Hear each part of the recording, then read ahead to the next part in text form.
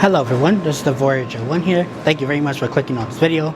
And like clockwork, as soon as Canon releases another camera into the R lineup, everyone else drops their preview video on it, and I'm essentially late to the party.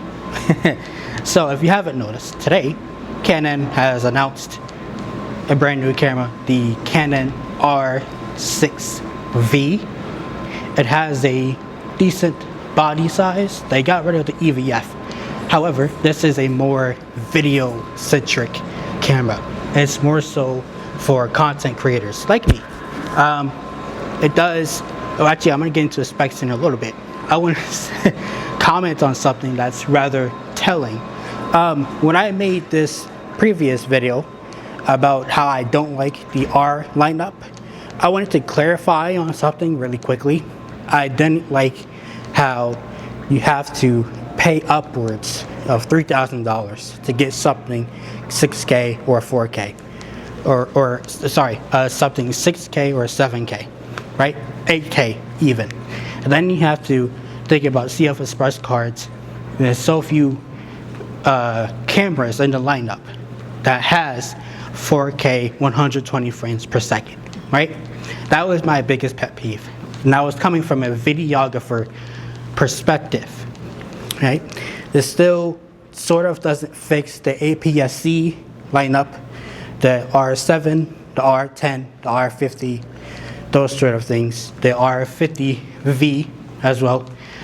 But the lenses for those leave a lot to be desired.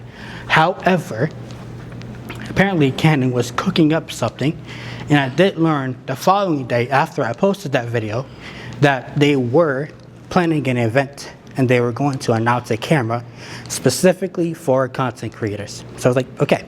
But also too, I was technically thinking about making a prediction video. Don't do that.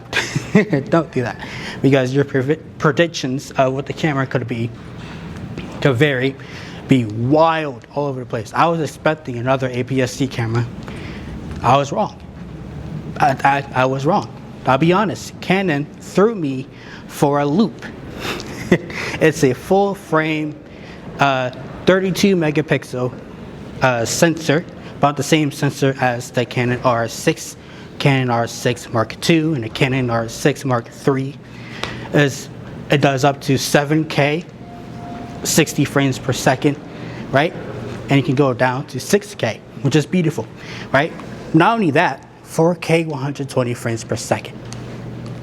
It's like they answered. they saw my video. Okay, no, they didn't. They didn't see my video. Probably didn't. But they probably heard of the feedback saying we want stronger video specs in these cameras. They're spending a lot of money on this, especially a lot of money on glass. But we don't have 4K 60 or 4K 120 on APS-C cameras. We don't have 4K 120 on the, say, the R3. We don't have anything like that on there. So, I am surprised. Actually, I'm impressed. I really, really am impressed. Canon is the slowest of the bunch, so while everyone else, Sony already has 4K 120 frames per second on their cameras. Probably Nikon already has 4K 120 frames per second on their cameras. But to give Canon credit, most of the video codec on the Canon R6 V, heck of a name, they're uncropped. Meaning 7K 60 frames per second uncropped, 4K 120 frames per second uncropped. This is unheard of. And the price is the best part of this. It is. Because usually you can expect, okay, if you're going to shoot 7K at 60 frames per second, that's going to be a chunk of change right there. Likely $3,000 or $4,000. The Canon R1 is $6,000. Holy moly. Well, you don't have to worry about that. It is $2,499.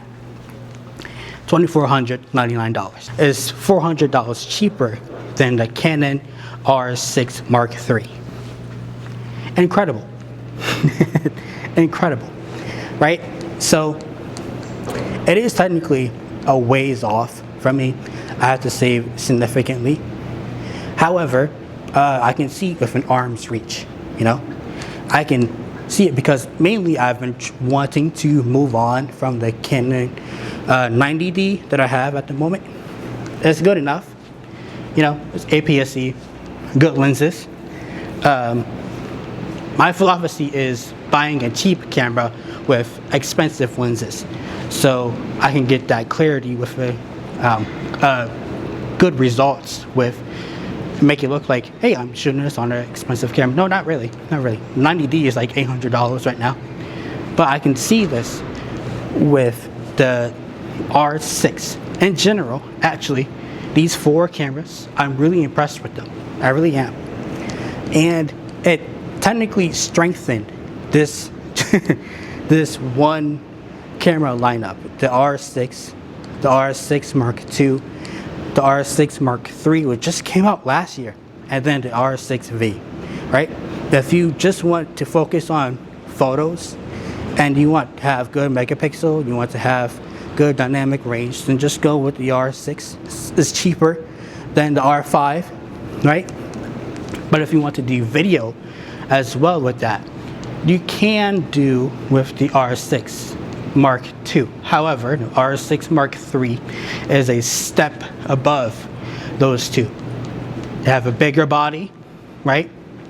You have superior shooting modes, video modes, 4K, right up your alley. 6K uncropped, good, good. But the R6 V, man, I'm actually thinking about it. I'm actually thinking about it. All I needed, all I needed was something powerful that's more focused on video, and is right up my alley in terms of the pricing. And I've complained about pricing before. Like I said in a previous video about the R lineup, I think they have good enough cameras when they're not crippled, but it's still good enough cameras. The problem is the pricing for all of these. Not to get into a tangent with that, I should be praising Canon. I should be happy with Canon. I have to say it's a very attractive camera. It has internal cooling, which can help with the overheating when you're recording in those super high resolutions. But I think that the highest I would record is 6K, right? Because I can downsample it to 4K. And when I downsample it to 4K, it'll be like having the Canon R8. When I export it into 4K, I'll still retain that detail. And the 4K file will look unlike any other 4K file. It'll look like it was shot in 6K, because it actually was. Retaining that detail. You can always do that, always. So, shoot upwards and then downsample it in software. It's easy doing in software. And retain that detail, which is, I love to do that with DaVinci Resolve. So anyway, thank you guys so much for watching this video. Leave a like for the algorithm, subscribe to the channel, turn on notifications. Good job, Canon. Good job.